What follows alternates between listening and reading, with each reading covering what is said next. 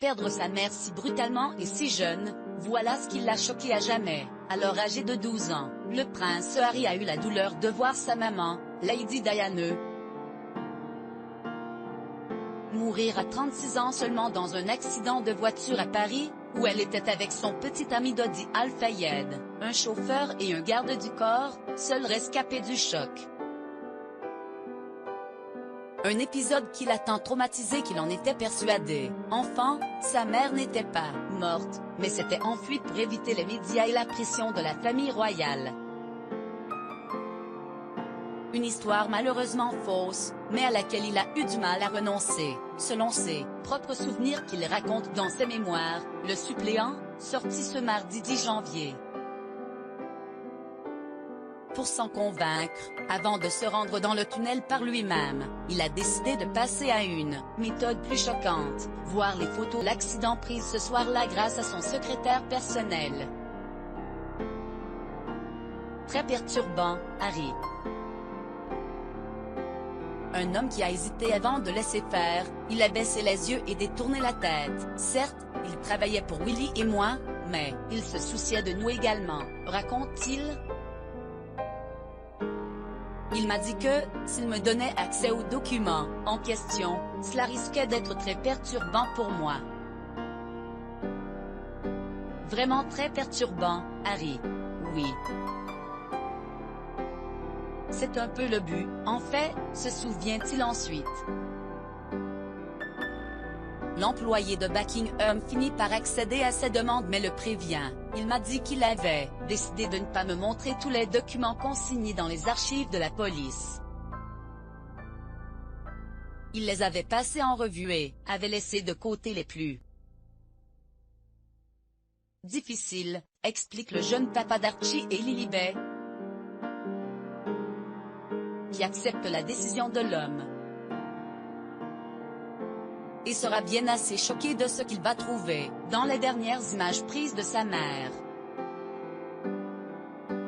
Des photos en gros plan de la Mercedes réduite à miettes sont dans le dossier. Visiblement prises en chasse par les paparazzis présents sur les lieux ce soir-là. Ceux-là même que le chauffeur aurait voulu semer, avant de perdre le contrôle du véhicule. Il se dégageait de tous ces clichés une impression de chaos, une atmosphère révoltante de grand carnaval, décrit le prince, amer, avant de se rappeler des photos plus nettes, prises à l'intérieur de la Mercedes. Il y voit d'abord les autres passagers, puis jeune femme.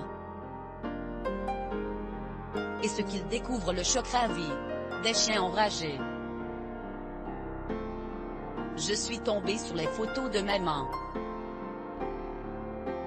Il y avait des lumières partout autour d'elle. Une sorte d'aura, comme des halos. Des lumières très étranges. Dorées. De la même couleur que ses cheveux. Je ne savais pas d'où venaient toutes ces lumières, se souvient-il, sûrement toujours ému et en colère. Et quand j'ai enfin compris, mon ventre s'est noué. Des flashs. C'étaient les flashs d'appareils photo, et, au milieu de ces flashs, la trace fantomatique de visage, ceux des paparazzis. Ces hommes qui l'a prise en chasse. Il n'avait pas cessé de la mitrailler alors même qu'elle gisait, là, entre les sièges, inconsciente, ou à demi consciente. Le prince remarque cependant que son corps semble indemne, victime en réalité d'une plaie importante de la veine pulmonaire. Elle en décédera quelques heures plus tard.